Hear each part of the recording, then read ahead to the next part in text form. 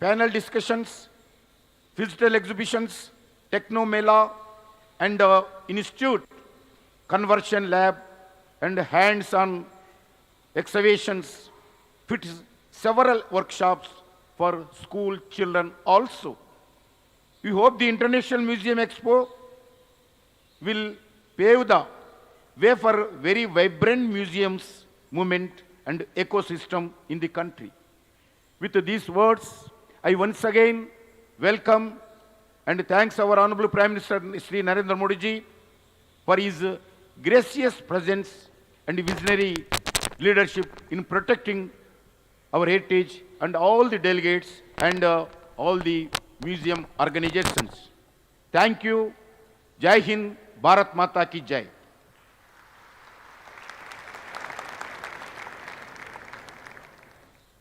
Thank you, Mr. Minister, sir, for your address. I now humbly request the Honorable Prime Minister to please do us the honor of unveiling and launching a few key components of the IME 2023. Ladies and gentlemen, if you've been wondering what this contraption is next to me, wonder no more as we request the Honorable Prime Minister to unveil the star element of the National Museum, a contemporary version of the bronze statuette of the dancing girl from the Sindhu Saraswati Sabhyata.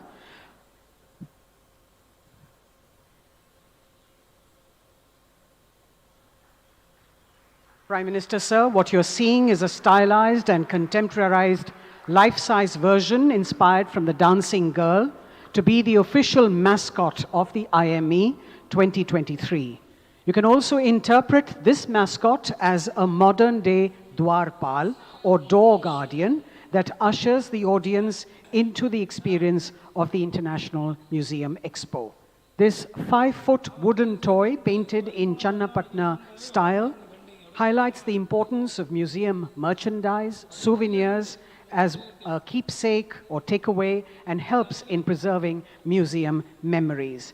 It also encourages more made in India merchandise and memorabilia, adding to the revenue earnings of our museum. It's also an aesthetic way to introduce ancient history to children and adults and make it attractive for them to learn more. We now have, Honorable Prime Minister, sir, the graphic novel, A Day at the Museum, an illustrative concept that explores the history, heritage, and culture of what goes on in a museum and introduces and familiarizes the younger generation to museums in a very engaging manner. Commissioned for the International Museum Expo, this graphic novel has been developed by the Amar Chitra Katha. The publication aims to awaken interest in school and college students about museums, not just as a space for infotainment, but also as a place for gainful employment. The graphic novel is also employed as a unique way to throw light on the manifold educational and career opportunities in museums, be it management, curation, conservation, digitization, photography, etc. We have both Hindi and English versions of the graphic novel for you. The Directory of Museums in India is another unique component of the Expo, styled as the Yellow Pages for the museums in India. This directory provides a census of more than 1,200 museums across the country with facade photos and details of the year of establishment, core collections, opening hours, and visitor amenities. It is noteworthy to recall that the last attempt to provide a comprehensive database was in 2013 by a non-government entity, and there has been no updation since. This is the government's first attempt at making data on museums in the country easily accessible to the public, with a push towards making museums living spaces rather than just repositories of a static collection. We now have the illustrated museum cards to complement the Directory of Indian Museums and also popularize these repositories of history and culture. These cards for ready reference have also been designed. Each set consists of 52 cards and has been illustrated by hand with museum facades of iconic museums from India. This initiative is another way to introduce Indian museums to audiences at home and abroad, highlighting the vast number of cultural institutions. Each card has brief information about a particular museum, acting not only as an informal educational tool, but also as a keepsake souvenir. Prime Minister, sir, we now have a component of the expo that draws inspiration from a personal endeavor of yours, the redevelopment of the Kartavya Path in central Delhi. Friends, you may recall that the revamped Central Vista was thrown open to the public after the Prime Minister inaugurated it in September 2022. Renamed as Kartavya Path, the arterial road that extends from the Rashtrapati Bhavan to the India Gate is one of the most iconic places in the national capital.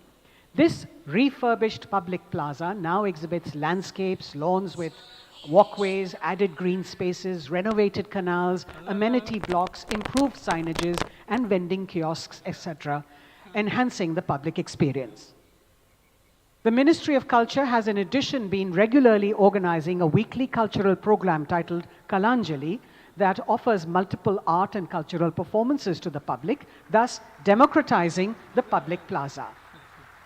The pocket map of Kartavya Path, which the Honorable Prime Minister has launched today, is a small attempt to highlight the various state houses, cultural spaces, and the Ministry of Culture institutions along the iconic path. Thank you, Mr. Prime Minister, sir, for launching all those elements for us. Ladies and gentlemen, we have with us today the Director of the Louvre in Abu Dhabi, Mr. Manuel Rabate, a consummate museum professional who has been involved in the Louvre Abu Dhabi project for much of his career. He's a highly trained civil servant who rose to become the CEO of Agence France Museums, the organization created in 2008 to run the project with Abu Dhabi. He oversees all aspects of the first universal museum in the Arab world's operations and activity, welcoming more than 2 million visitors in its first 2 years and making it one of the most visited museums worldwide. I'd like to invite him now to please share his views on this occasion.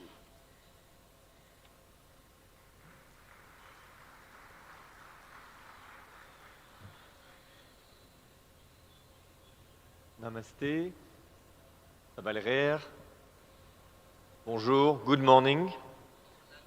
For those who need translation, thanks to my accent, you will be able to mix channel 1 and channel 2 at the same time, French and English.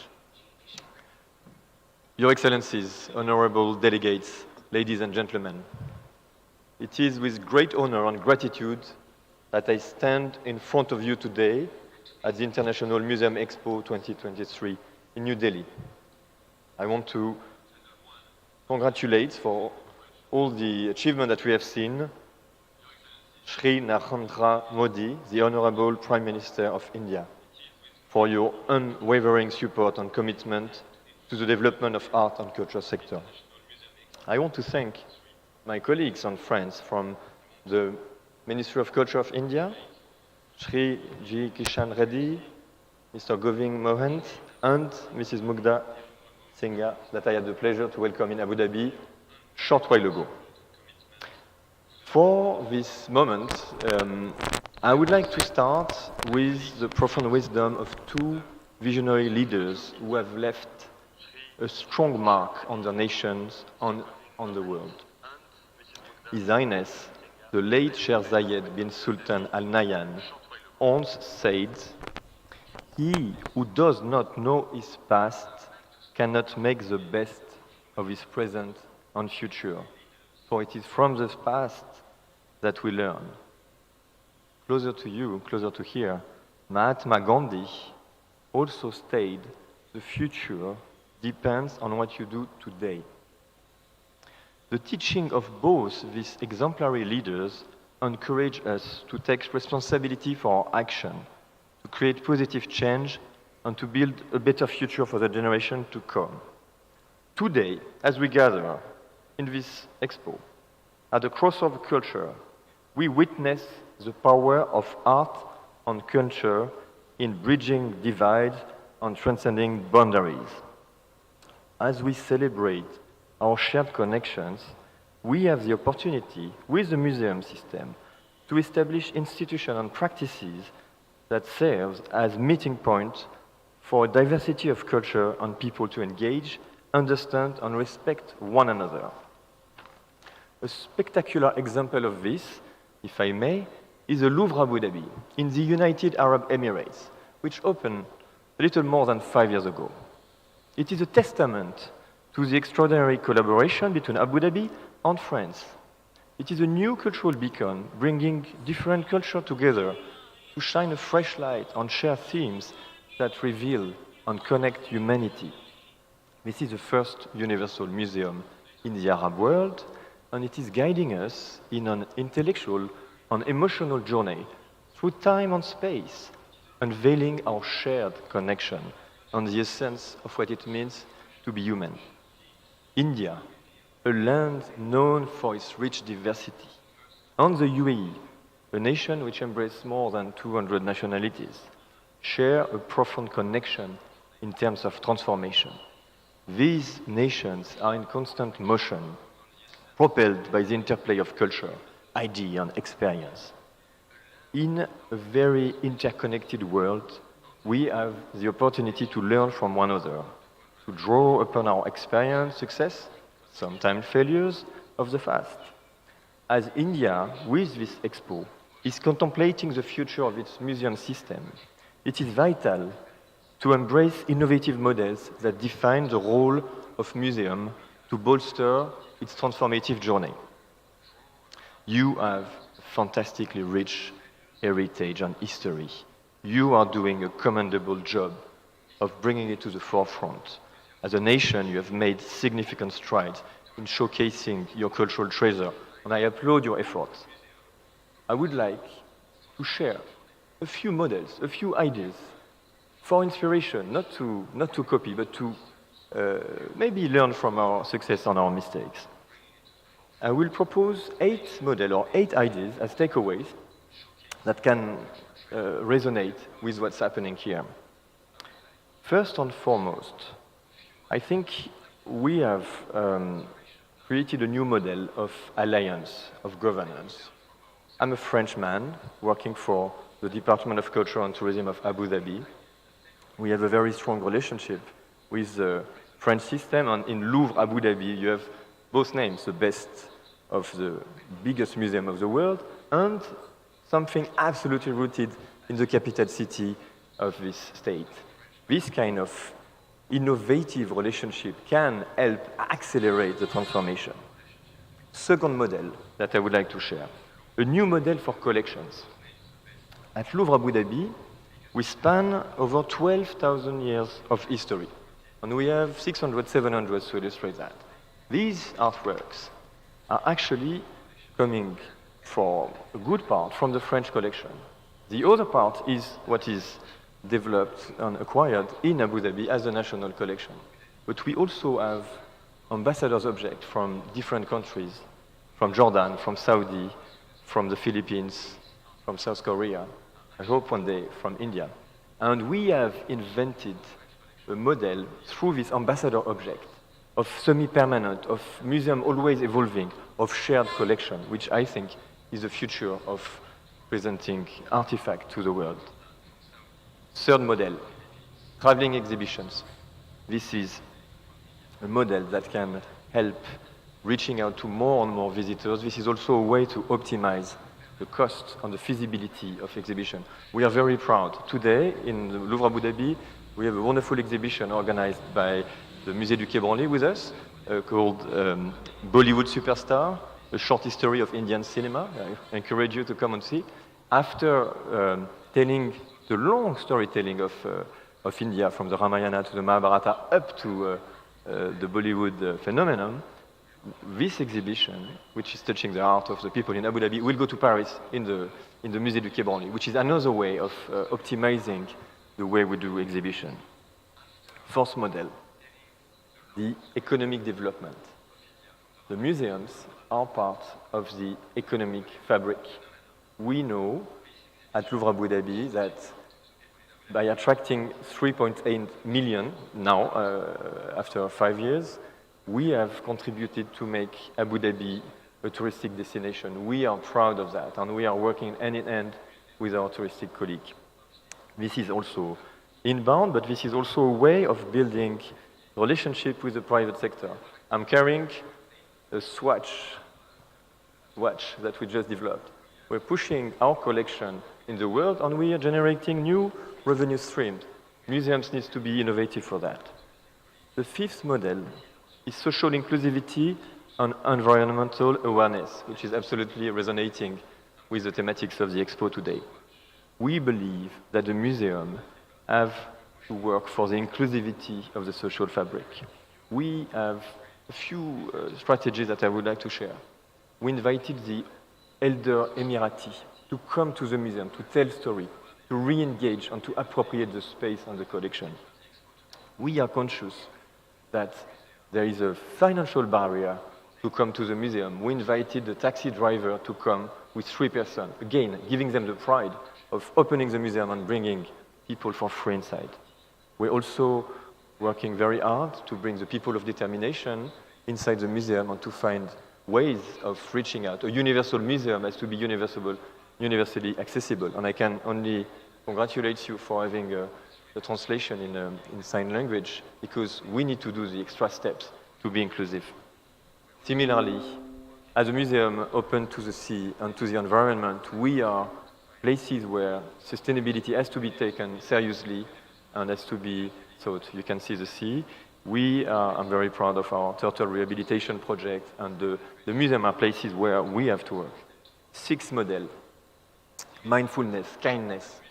After these years of COVID, the museums are places where we can learn to be together again, and we can enjoy, we can meditate. We are very proud at Louvre Abu Dhabi to give other ways to visit the museum. You can tour it in a kayak because we are on the sea. We're also very proud of organizing a yoga session under the dome. You can meditate, and with the Indian Embassy in Abu Dhabi, we organize a yoga day under the dome. Beautiful moment of using the strength of Jean Nouvel's building to give a little bit of solace. 7 model, education and new ways of doing it. We are very proud of our children museum, in which we are putting real artworks, masterpieces, at the level of the children, and we play on gamification. We need to fight with the world of digital screens. We can play with it, but we're making games that the kids are winning only if they look at the artworks. We want to educate the gaze. Finally, and maybe the most important at the end of the day, the model of the focus on the staff development. Museums are changing. We need to accompany this transformation with the ambition, with the number of museums that you have, with the number of museums that you are opening and changing. It's very important to invest in the transformation of the staff. And this is something which is for us at the core. We are creating a new generation of Emirati museum professionals, and we also would like to be the pole of excellence on training regionally. Well, these 8 ideas are just to share, not to copy, but to take as a gift, to be there with you. I will just finish by some words by André Malraux, from his Musée Imaginaire, the Imaginary Museum, who said, after all, the ideal museum is a passionate quest, a recreation of the universe in front of the creation. After all, the museum is one of the places which give the highest idea of mankind. Thank you very much. Dainai.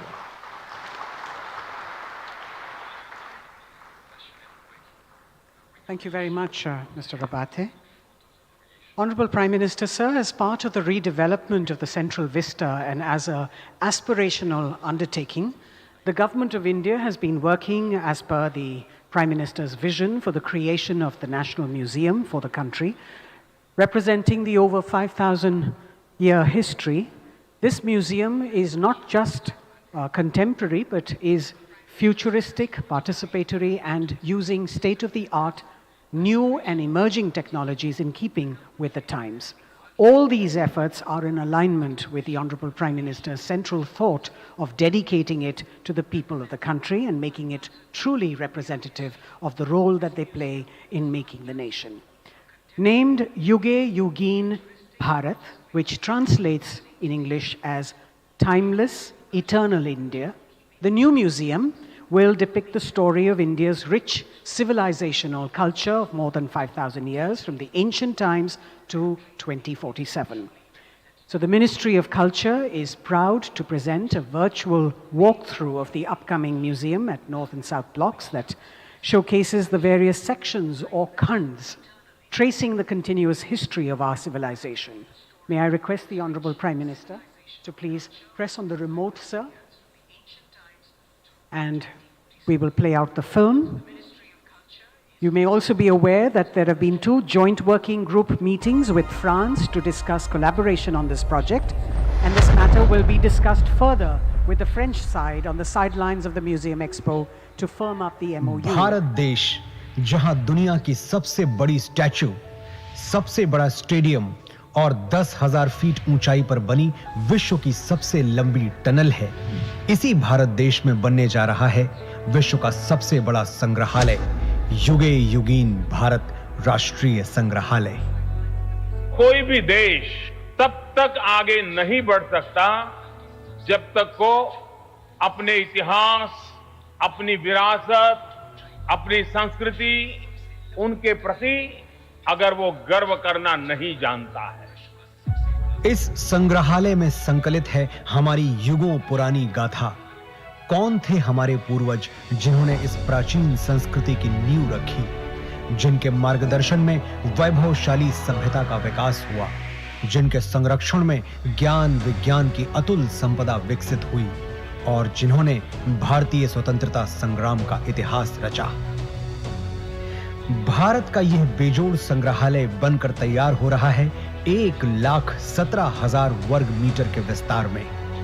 इस ऐतिहासिक धरोहर के दोनों खंडों के 950 कक्षों में संकलित की जा रही है लगभग 5,000 वर्ष पुरानी भारत की अतुल सांस्कृतिक ज्ञान संपदा। क्या आप जानते हैं, युगों पहले हमारे पूर्वजों को मिश्रित धातु के निर्माण का ज्ञान था।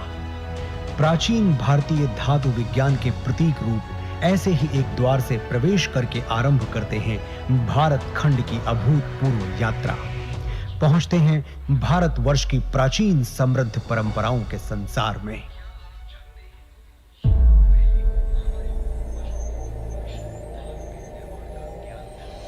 आश्चर्य होता है कि युगों पहले भारत में सुनियोजित नगर व्यवस्था विकसित हो चुकी थी।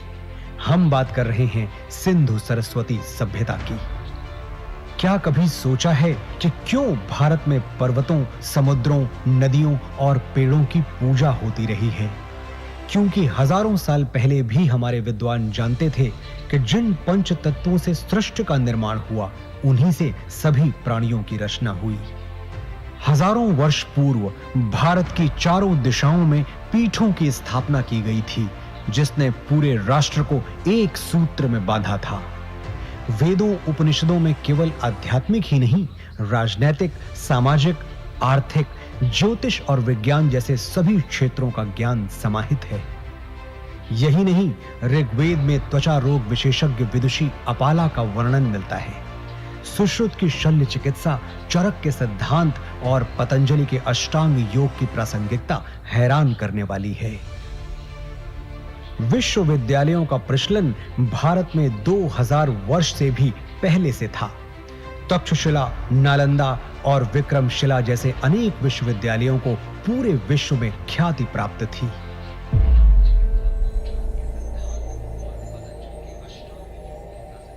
वैभवशाली मौर्य साम्राज्य के उत्थान और विस्तार के साथ ही यहां सातवाहन, पल्लव और कुषाण, गुप्त वंश का स्वर्णिम काल, राष्ट्रकूट, चालुक्य, चेर, पांड्य वंशों और कश्मीर आदि के शासकों की गौरव गाथाएं संकलित हैं।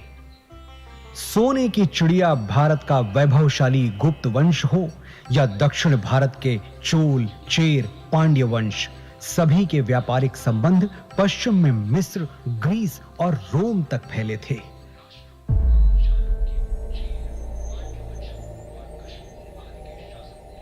युग परिवर्तन के साथ अब प्रवेश करते हैं मध्यकाल में, जहां राजपूतों की शौर्य गाथा के साथ सल्तनत और मुगल युग का इतिहास संकलित है। चौहान, प्रतिहार, परमार, सोलंकी, सिसोदिया और राजपूत राजाओं की केवल शौर्य गाथाएं ही प्रसिद्ध नहीं थी, बल्कि उनके संरक्षण में कला, शिल्प, संस्कृति का भी अभूतपूर्व विकास हुआ।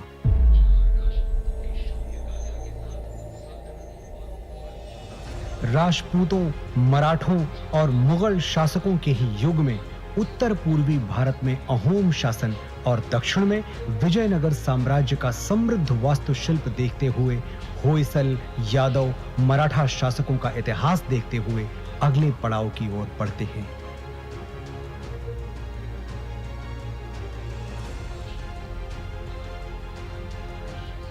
बढ़ते हैं परिवर्तन के उस दौर की ओर जब ईस्ट इंडिया कंपनी को भारत में व्यापार की अनुमति मिली।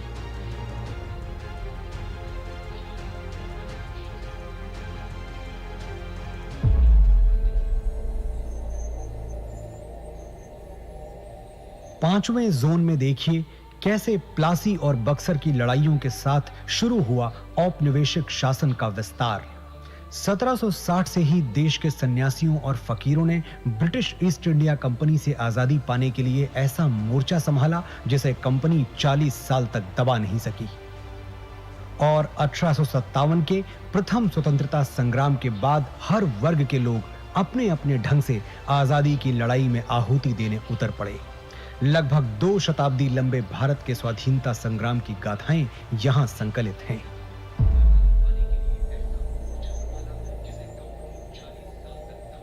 वर्षों के संघर्ष के बाद भारत की आजाद हवा में स्वतंत्रता का तिरंगा लहराया। सच है कि स्वतंत्र भारत के आगे अनेक आर्थिक, सामाजिक चुनौतियां थीं। हर चुनौती को पार करने के लिए, सशक्त राष्ट्र का निर्माण करने के लिए स्वतंत्र भारत ने फिर से राष्ट्र को संप्रभु लोकतांत्रिक गणराज्य बनाया।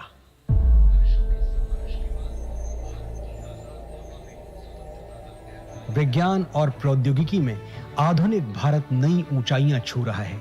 नई दिशाओं में नव प्रयोगों से नए आयाम तय कर रहा है। राष्ट्र को सुरक्षित बनाने के नित नए प्रयास सतत जारी हैं। रक्षा के क्षेत्र में भी भारत आत्मनिर्भर बन रहा है। अंतरिक्ष विज्ञान में ऊंची उड़ान, दिन प्रतिदिन बढ़ता डिजिटल संसार, चिकित्सा के क्षेत्र में अद्वितीय योगदान, दिनों दिन होता आर्थिक व्यापारिक विस्तार, शिक्षा का उत्थान प्रसार इस जोन के अन्य कक्षों में क्रमशः संकलित है। आज जब हम आजादी के अमृत काल से शताब्दी वर्ष की ओर अग्रसर हो रहे हैं, भारत के अतीत की अनमोल विरासत, वर्तमान के अथक प्रयासों और भविष्य की झलकियों की कहानियां समेटे बनने जा रहा है विश्व का यह सबसे विशाल संग्रहालय, युगे युगीन भारत राष्ट्रीय संग्रहालय।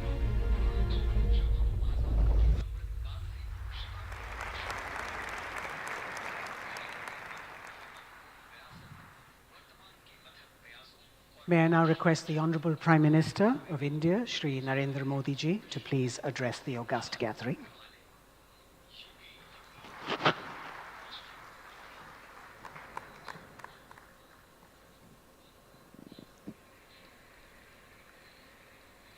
कैबिनेट में मेरे सहयोगी श्री जी किशन रेड्डी जी, मीनाक्षी लेखी जी, अर्जुन राम मेघवाल जी, लू म्यूजियम के निर्देशक मैनुअल रबाते जी, दुनिया के अलग अलग देशों से आए अतिथिगण, अन्य महानुभाव, देवी और सज्जनों, आप सभी को इंटरनेशनल म्यूजियम डे की बहुत बहुत शुभकामनाएं।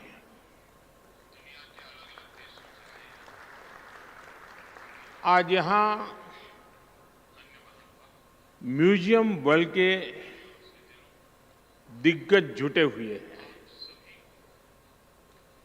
आज का ये अवसर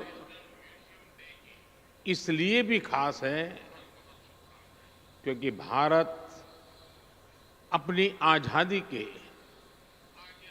75 वर्ष पूरे होने के उपलक्ष्य में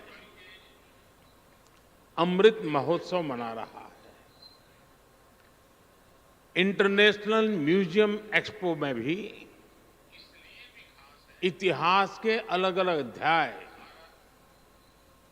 आधुनिक तकनीक से जुड़कर जीवंत हो रहे हैं। जब हम किसी म्यूजियम में जाते हैं तो ऐसा महसूस होता है जैसे बीते हुए कल से, उस दौर से हमारा परिचय हो रहा है, हमारा साक्षात्कार हो रहा है। म्यूजियम में जो दिखता है वो तथ्यों के आधार पर होता है, प्रत्यक्ष होता है, एविडेंस बेस्ड होता है। म्यूजियम में हमें एक और अतीत से प्रेरणाएं मिलती हैं तो दूसरी ओर भविष्य के प्रति अपने कर्तव्यों का बोध भी होता है। आपकी जो थीम है सस्टेनेबिलिटी एंड वेलबींग, वो आज के विश्व की प्राथमिकताओं को हाईलाइट करती हैं और इस आयोजन को और ज्यादा प्रासंगिक बनाती है।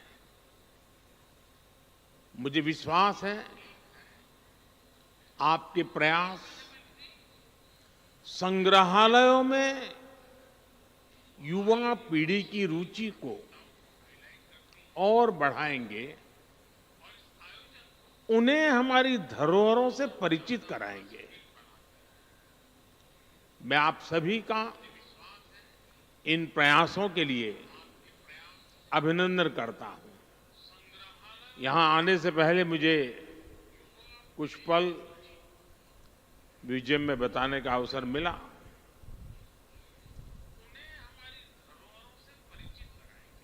हमें कई कार्यक्रमों में जाने का अवसर आता है, सरकारी, गैर सरकारी, लेकिन मैं कह सकता हूं कि मन पर प्रभाव पैदा करने वाला पूरा प्लानिंग, उसका एग्जीक्यूशन, और सरकार भी इस ऊंचाई के काम कर सकती है जिसके लिए बहुत गर्व होता है, वैसी व्यवस्था। और मैं मानता हूं कि आज का ये अवसर भारत के म्यूजियम की दुनिया में एक बहुत बड़ा टर्निंग पॉइंट लेकर के आएगा, ऐसा मेरा पक्का विश्वास है। साथियों, गुलामी के सैकड़ों वर्षों के लंबे कालखंड ने भारत का एक नुकसान ये भी किया कि हमारी लिखित अलिखित बहुत सारी धरोहर नष्ट कर दी गई। कितनी ही पांडुलिपियां, कितने ही पुस्तकालय गुलामी के कालखंड में जला दिए गए, तबाह कर दिए गए। ये सिर्फ भारत का नुकसान नहीं हुआ है, ये पूरी दुनिया का, पूरी मानव जात का नुकसान हुआ है। दुर्भाग्य से आजादी के बाद अपनी धरोहरों को संरक्षित करने के जो प्रयास होने चाहिए थे वो उतने हो नहीं पाए। लोगों में धरोहरों के प्रति जागरूकता की कमी ने इस क्षति को और ज्यादा बढ़ा दिया और इसलिए आजादी के अमृतकाल में भारत ने जिन पंच प्राणों की घोषणा की है उनमें प्रमुख है अपनी विरासत पर गर्व। अमृत महोत्सव में हम भारत की धरोहरों को संरक्षित करने के साथ ही नया कल्चरल इंफ्रास्ट्रक्चर भी बना रहे हैं। देश के इन प्रयासों में स्वतंत्रता संग्राम का इतिहास भी है और हजारों वर्षों की सांस्कृतिक विरासत भी है। मुझे बताया गया है कि आपने इस आयोजन में लोकल और रूरल म्यूजियम पर विशेष महत्व दिया है। भारत सरकार भी लोकल और रूरल म्यूजियम को संरक्षित करने के लिए एक विशेष अभियान चला रही है। हमारे हर राज्य, हर क्षेत्र और हर समाज के इतिहास को संरक्षित करने के प्रयास किए जा रहे हैं। हम स्वाधीनता संग्राम में अपनी ट्राइबल कम्युनिटी के योगदान को अमर बनाने के लिए 10 विशेष म्यूजियम्स भी बना रहे हैं। मैं समझता हूं कि ये पूरे विश्व में एक ऐसी अनूठी पहल है जिसमें ट्राइबल डाइवर्सिटी की इतनी व्यापक झलक दिखने वाली है।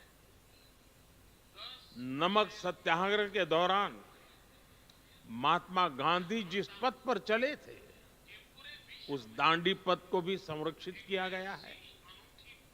जिस स्थान पर गांधी जी ने नमक कानून तोड़ा था, वहां आज एक भव्य मेमोरियल बना हुआ है। आज देश और दुनिया से लोग दांडी कुटीर देखने गांधीनगर आते हैं। हमारे संविधान के मुख्य शिल्पी बाबा साहब आंबेडकर का जहां महापरिनिर्वाण हुआ, वो स्थान दशकों से बदहाल था। हमारी सरकार ने इस स्थान को दिल्ली में 5 अलीपुर रोड को नेशनल मेमोरियल में परिवर्तित किया है।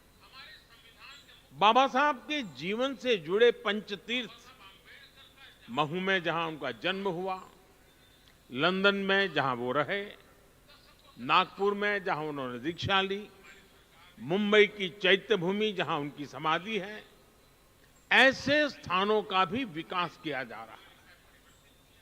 भारत की 580 से ज्यादा रियासतों को जोड़ने वाले सरदार साहब की गगनचुंबी प्रतिमा स्टैच्यू ऑफ यूनिटी आज देश का गौरव बनी हुई है।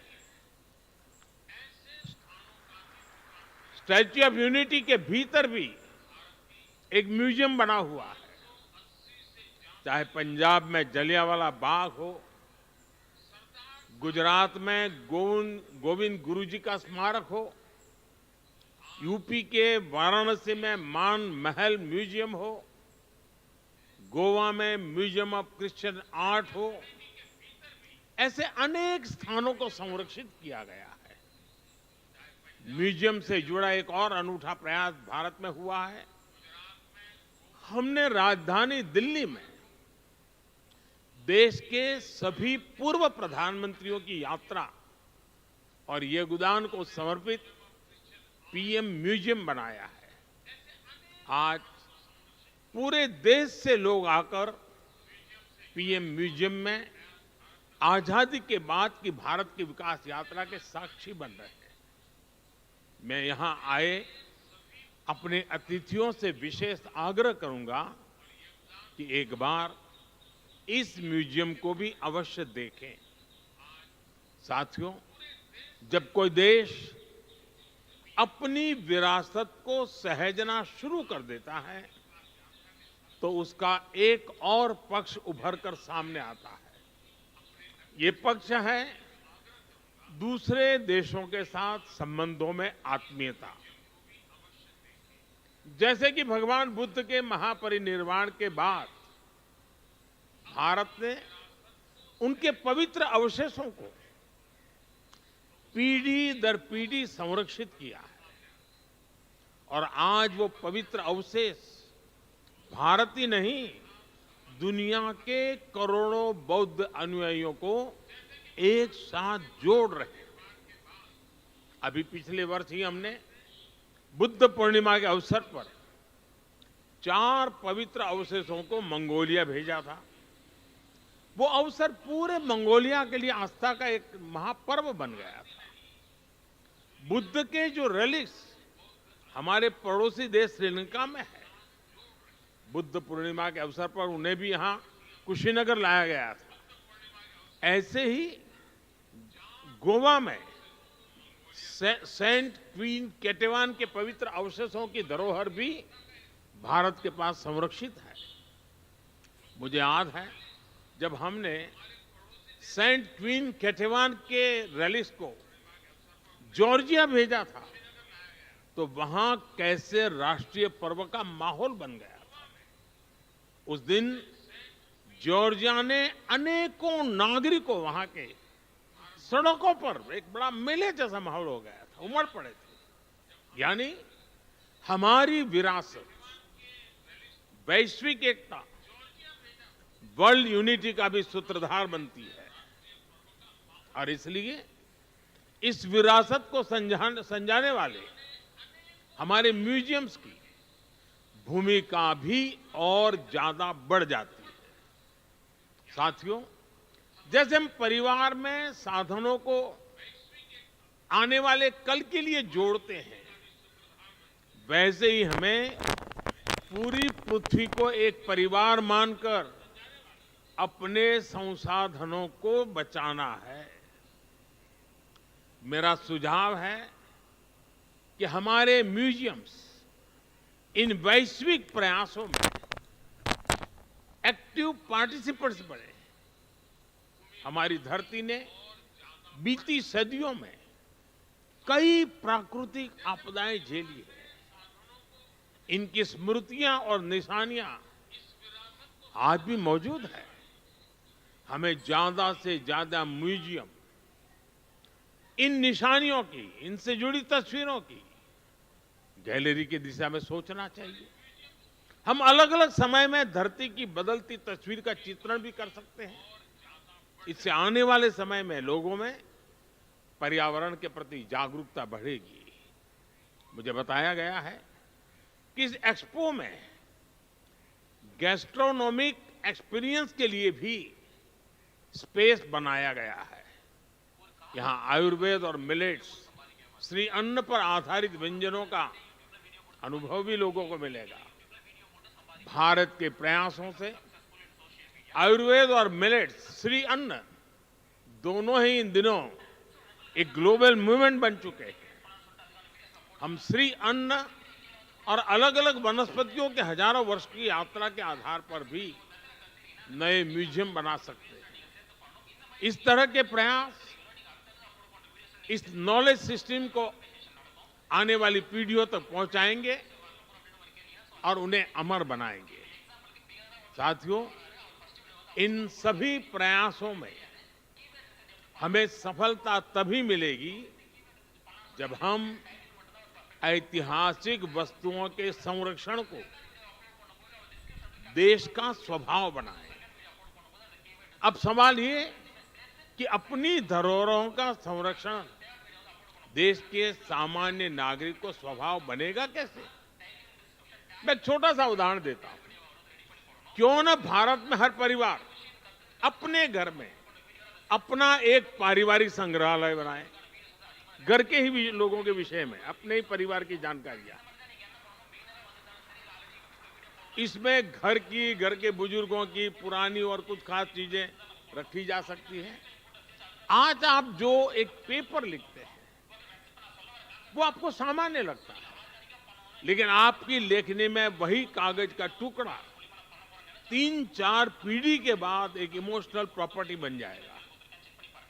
ऐसे ही हमारे स्कूलों को भी, हमारे भिन्न भिन्न संस्थानों और संगठनों को भी अपने अपने म्यूजियम जरूर बनाने चाहिए। देखिएगा इससे कितनी बड़ी और ऐतिहासिक पूंजी भविष्य के लिए तैयार होगी। जो देश के विभिन्न शहर हैं वो भी अपने यहां सिटी म्यूजियम जैसे प्रकल्पों को आधुनिक स्वरूप में तैयार कर सकते हैं।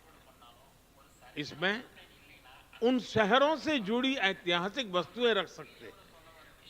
विभिन्न पंथों में जो रिकॉर्ड रखने की पुरानी परंपरा हम देखते हैं वो भी हमें इस दिशा में काफी मदद करेगी। साथियों, मुझे खुशी है कि म्यूजियम आज युवाओं के लिए सिर्फ एक विजिटिंग प्लेस ही नहीं बल्कि एक कैरियर ऑप्शन भी बन रहे हैं। लेकिन मैं चाहूंगा कि हम अपने युवाओं को केवल म्यूजियम वर्कर्स की दृष्टि से ना देखें। हिस्ट्री और आर्किटेक्चर जैसे विषयों से जुड़े ये युवा ग्लोबल कल्चरल एक्सचेंज के मीडियम बन सकते हैं। ये युवा दूसरे देशों में जा सकते हैं, वहां के युवाओं से दुनिया के अलग कल्चर के बारे में सीख सकते हैं, भारत के कल्चर के बारे में उन्हें बता सकते हैं। इनका अनुभव और अतीत से जुड़ाव अपने देश की विरासत के संरक्षण के लिए बहुत ही प्रभावी सिद्ध होगा। साथियों, आज जब हम साझी विरासत की बात कर रहे हैं तो मैं एक साझी चुनौती का भी जिक्र करना चाहता हूं। ये चुनौती है कलाकृतियों की तस्करी और एप्रोप्रिएशन। भारत जैसे प्राचीन संस्कृति वाले देश सैकड़ों वर्ष से इसे जूझ रहे हैं। आजादी के पहले और आजादी के बाद भी हमारे देश से अनेकों कलाकृतियां अनएथिकल तरीके से बाहर ले जाई गई। हमें इस तरह के अपराध को रोकने के लिए मिलकर काम करना होगा। मुझे खुशी है कि आज दुनिया भर में भारत की बढ़ती साख के बीच अब विभिन्न देश भारत को उसकी धरोहर लौटाने लगे हैं।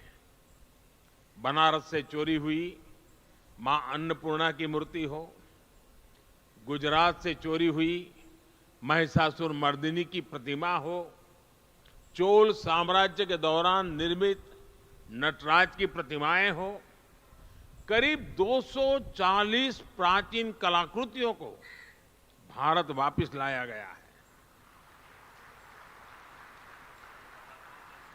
जबकि उसके पहले कई दशकों तक ये संख्या 20 भी नहीं पहुंची थी। इन 9 वर्षों में भारत से सांस्कृतिक कलाकृतियों की तस्करी भी काफी कम हुई है। मेरा दुनिया भर के कला पारखियों से आग्रह है, विशेषकर म्यूजियम से जुड़े लोगों से अपील है कि इस क्षेत्र में सहयोग को और बढ़ाएं। किसी भी देश के किसी भी म्यूजियम में कोई ऐसी कलाकृति नहीं हो जो अनएथिकल तरीके से वहां पहुंची हो। हमें सभी म्यूजियम्स के लिए इसे एक मोरल कमिटमेंट बनाना चाहिए। साथियों, मुझे विश्वास है हम अतीत से जुड़े रहकर भविष्य के लिए नए आइडियाज पर इसी तरह काम करते रहेंगे। हम विरासत को सहेजेंगे भी और नई विरासत का निर्माण भी करेंगे। इसी कामना के साथ आप सभी का हृदय से बहुत बहुत धन्यवाद।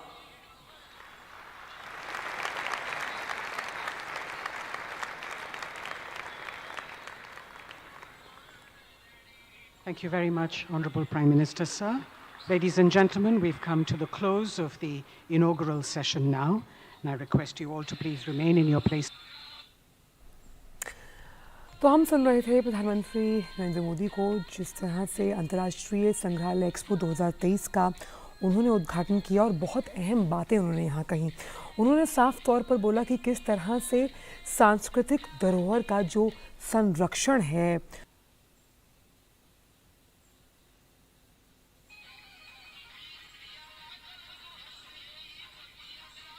Who gives me this? Derek, may I start? Good. Good. This is going to be the most important session you go to your whole time in Davos. I can't believe there are empty seats. Those people are missing out. And I think the reason